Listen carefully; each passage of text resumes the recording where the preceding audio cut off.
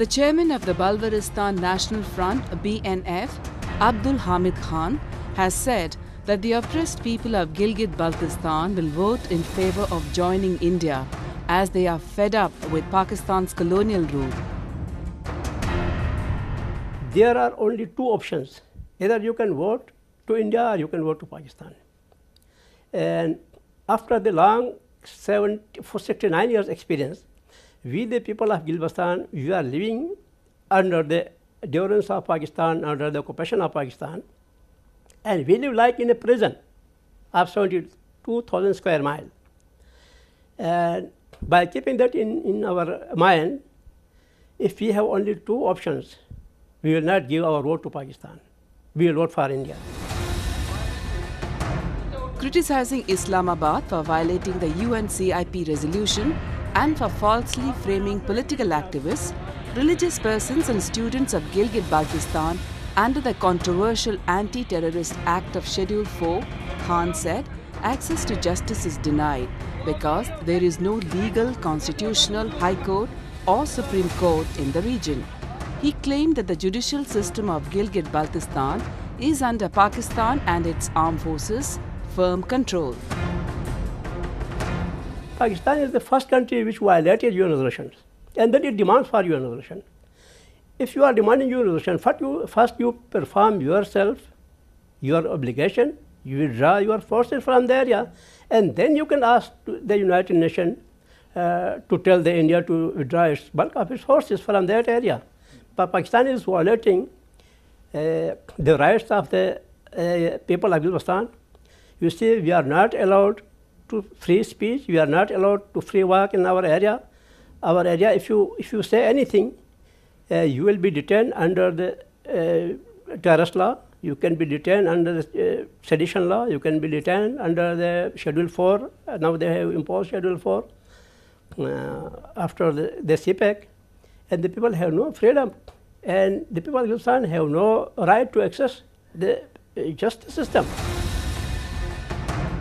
The lives, properties and freedom of the people is under serious threat due to Pakistan and China's joint conspiracy to strengthen their occupation under the garb of the China-Pakistan Economic Corridor, CPEC.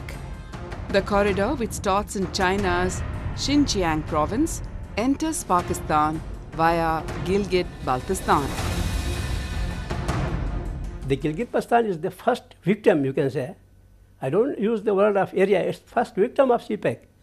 Because the Chinese government, they did not talk with the representative, any so-called representative, the GBLA or its governor or its chief minister, they didn't take them into account.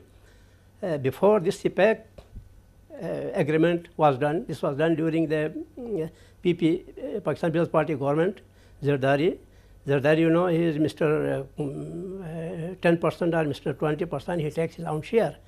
And after that, the whole Pakistan army is backing CPEC because they have got a lot of dollars. They put the dollars in their pocket, and that's why they are defending the CPEC. And nobody in Gilgit-Baltistan was consulted before this CPEC and even after CPEC. And that's why we are totally against this CPEC. If you are doing some development or some good thing to the people of Gilgit-Baltistan, why you don't talk to them? Without taking them into confidence, and it's violation of their rights, it's violation of UNCIP resolution, it's even violation of Pakistani constitution, if it's a violation of all the norms of international law. People from across Pakistan and China are now settling in Gilgit-Baltistan, as in 1974, the government of Pakistan abolished state-subject rule in the region. In an utterly disgraceful move to ensure its own colonial control over Gilgit-Baltistan, Pakistan has deployed its citizens in all departments, including administration, police and judiciary.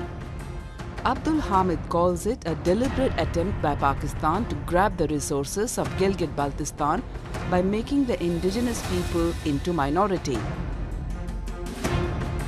In the whole Jammu and Kashmir, including Ladakh and Gilgit-Baltistan, Maharaja of Jammu and Kashmir, he imposed state subject rule in 1927 to protect the people, their history and their culture and their resources, their land from outsider invasion.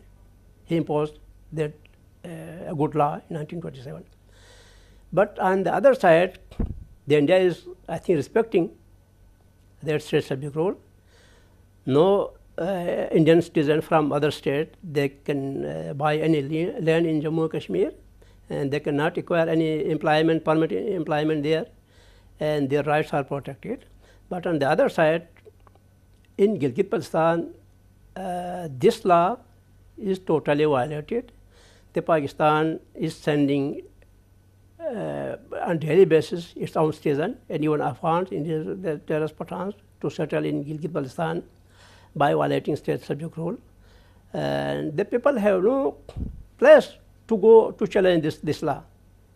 Either you can pick the guns someday and you do whatever the other people of the world they do. Otherwise, Pakistanis are not democratic loving people. They don't listen to the people's voice.